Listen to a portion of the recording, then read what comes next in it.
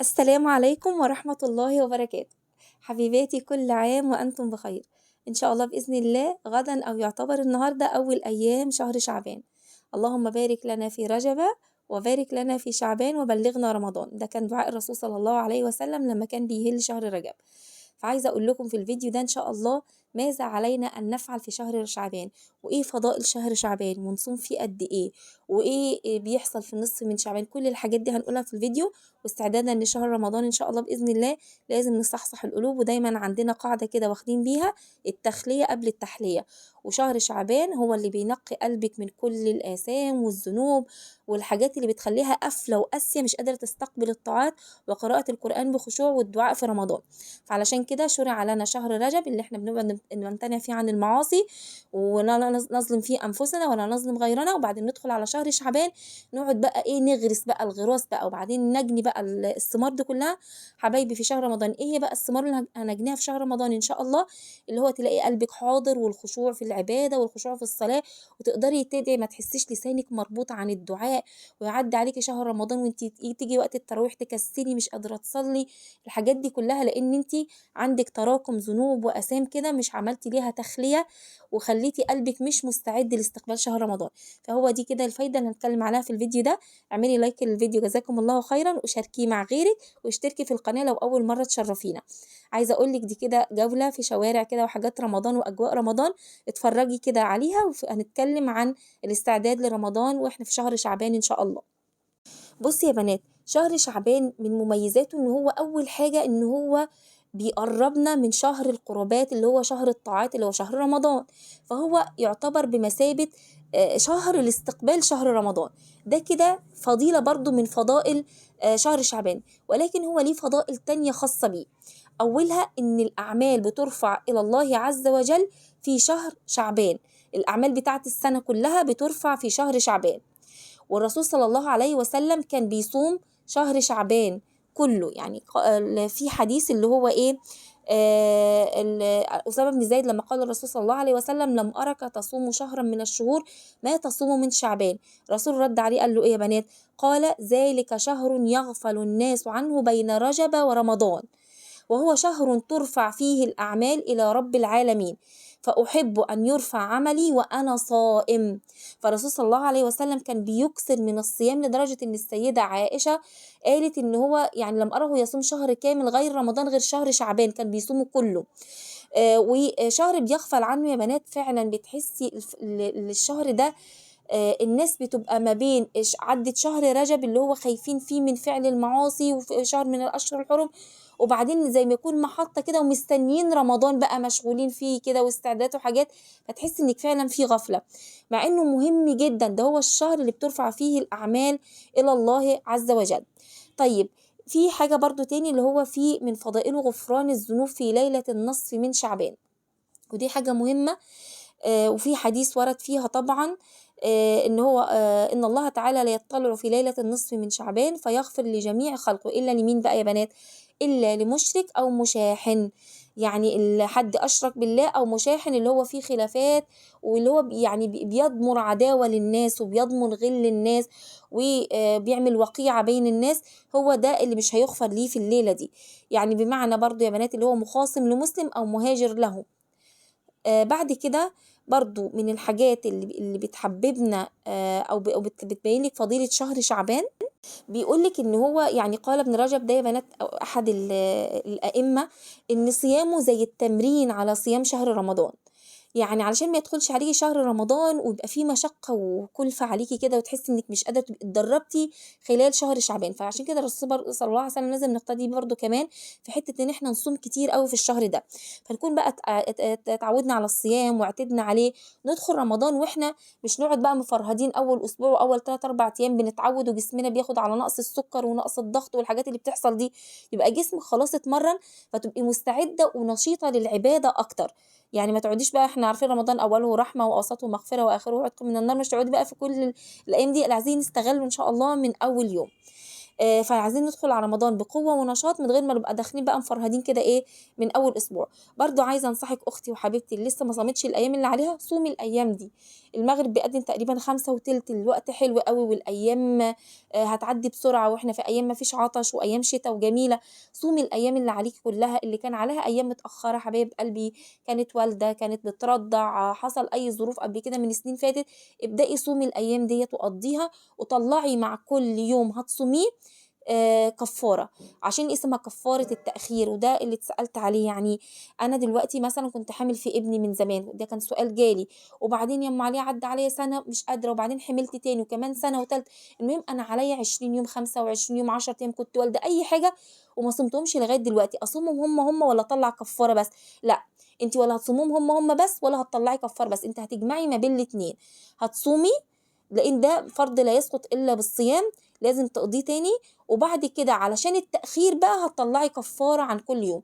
الكفارة دي أنا على ما أذكر كانت من فترة، كان عن كل يوم اللي هو إطعام مسكين كان 20 جنيه.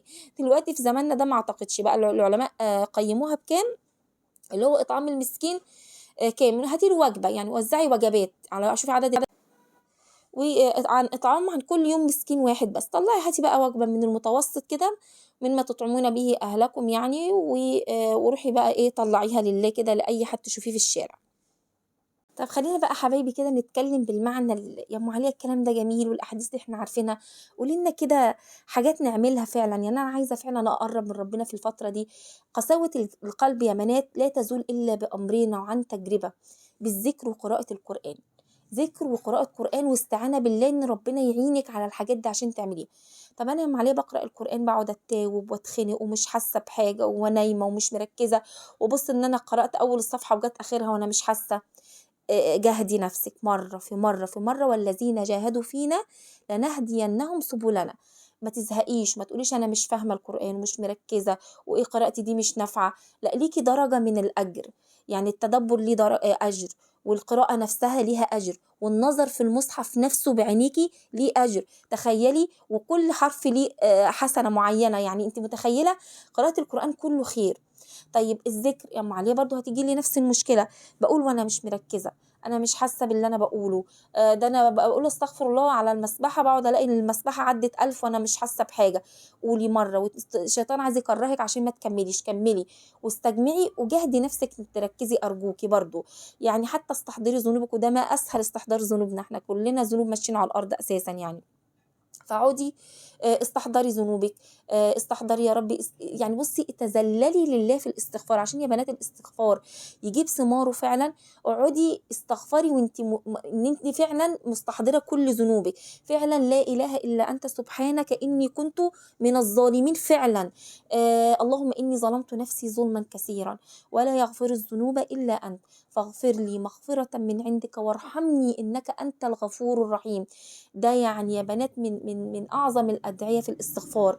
سيد الاستغفار اللي هو اللهم أنت ربي لا إله إلا أنت، خلقتني وأنا أمتك وأنا على عهدك ووعدك ما استطعت. بصي بقى إيه، أعوذ بك من شر ما صنعت، أبوء لك بنعمتك علي وأبوء بذنبي فاغفر لي فإنه لا يغفر الذنوب إلا أنت. جسمك أشعر ولا لأ؟ يعني أنت حسيتي بإيه؟ يعني أنت في أحسن من كده في اعتراف بالذنب وبنعمة الله عليك؟ يا رب أنا بعصيك وأنت بتنعم عليا، وأنا أسفة وأنا بعتذر وأنا بتوب وأنا بأنيب فاغفر لي. أنت عايزة ده اسمه سيد الاستغفار. قوليه كتير، كرريه كتير.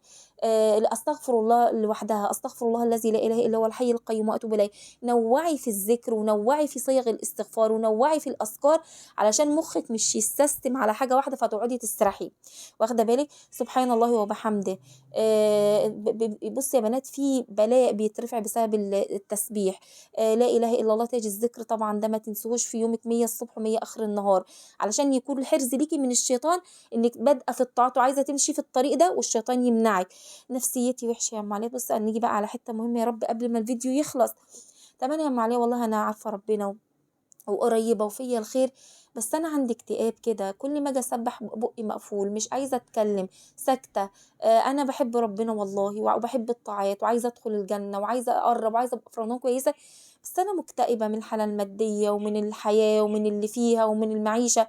ما هو بصي بقى السعادة هتيجي منين؟ لما تقعدي تقربي من ربنا، كسري الحاجز النفسي ده والخوف والقلق والحاجات النفسية اللي معرقلة قربك من الله، وبعد كده هتلاقي قلبك اتفتح، فهتلاقي نفسك متقبلة البلاء ومتقبلة اللي بيحصل في الدنيا ومتقبلة الحالة المادية والاقتصادية، والدنيا سهلة وبسيطة وزي الفل. اللهم إني أشكو إليك ضعف قوتي وقلة حيلتي وهواني على الناس برحمتك يا أرحم الراحمين. بصي بقى، أنت رب المستضعفين وأنت ربي، يا رب إلى من تكلني؟ إلى بعيد يتجهمني أم إلى عدو ملكته أمري؟ يا رب إن لم يكن بك غضب علي فلا أبالي. بص يا بنات، ولكن عافيتك أوسع لي من ذنوبي. أسألك بنور وجهك الذي أشرقت له الظلمات وصلح عليه أمر الدنيا والآخرة من أن يحل بي سخطك أو ينزل علي عذابك. لك العتى حتى ترضى، ولا حول ولا قوة إلا بك. فكل الأدعية والمعاني دي وردت عن النبي صلى الله عليه وسلم، كرريها كتير. قربي من ربنا، التزمي الذكر اللي هيفتح قلبك المقفول ده.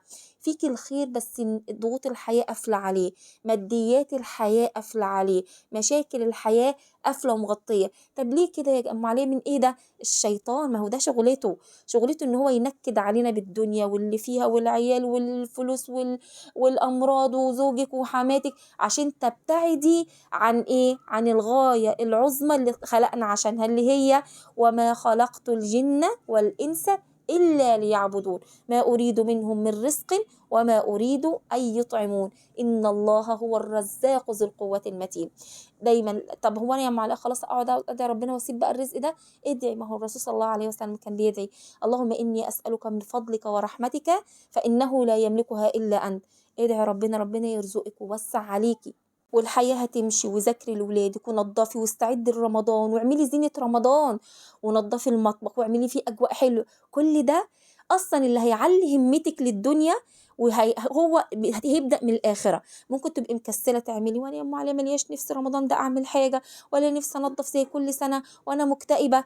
علي همتك وقربك لله وفرحتك بشهر رمضان كشهر عبادة، هو ده اللي بيحفزك انك عايزة يبقى البيت في أبهى صورة لاستقبال الشهر الكريم، عشان يبقى نفسيتي مرتاحة وانا بصلي وانا بعبد وانا بجهز الفطار لولادي، ابقى حاسة بفرحة وبسعادة في البيت. النظافة من الإيمان. اجمعي بين الدين والدنيا، هتلاقي دنيتك تمشي لما تصلحي آخرتك فعلا. اللهم أصلح لي ديني الذي هو عصمة أمري، وأصلح لي دنياي التي فيها معاشي، وأصلح لي آخرتي التي إليها معادي، واجعل الحياة زيادة لي في كل خير، واجعل الموت راحة لي من كل شر. ادعي دايما الأدعية اللي فيها صلاح الدين والدنيا. اللهم إني أسألك عيشة هنية وميتة سوية ومردا غير مخز ولا فاضح. اللهم إني أسألك العفو والعافية في الدنيا والآخرة. اللهم إني أسألك العفو والعافية في ديني ودنياي وأهلي ومالي. اللهم استر عوراتي وآمن روعاتي. اللهم احفظني من بين يدي ومن خلفي وعن يميني وعن شمالي ومن فوقي، وأعوذ بعظمتك أن أغتال من تحتي. حبيباتي الغاليين، كل عام وأنتم بخير إن شاء الله بإذن الله. يبقى شهر رحمة ومغفرة وخير وبركة على الجميع. اوعي تشيلي هم الأكل والشرب، وإن كان فعلا الوضع اللي حوالينا يعني عقليا وواضح ان الدنيا غير كل سنة، ولكن مش هو ده الأساس اللي ممكن نتنكد عليه. احنا فرحانين بشهر رمضان مش علشان أكل وشرب ولحمة وفراخ ومشروبات والحاجات اللي ممكن تبقي مش زي كل سنة قادرة تجيبيها، ولكن انت فرحانة عشان ده شهر طاعة وشهر عبادة وشهر مغفرة وشهر نفحات وشهر إجابة دعاء وشهر عظيم جدا فيه ليلة القدر. انت فرحانة ومستبشرة عشان مستنيين الحاجات دي. بزين البيت على قد ما بقدر، بستعد بالعبادات وبالذكر وبقراءة القرآن عشان قلبي يتفتح والمشاغل الدنيا تبدأ تقل منه، أو استقبل ابتلاءات الدنيا بكل سهولة وعادي. يعني عارفين اللي هو بقى يعني أنا مش هاممني بقى ويعني اللي يحصل. المهم إن أنا قريبة من ربنا، والمهم ربنا راضي عني، المهم إن أنا حاسة بلذة الطاعة والعبادة، وهو ده اللي مفرحنا. إن مش مهم الدنيا دي في أي حاجة. دمتم في أمان الله، كل عام وأنتم بخير، والسلام عليكم.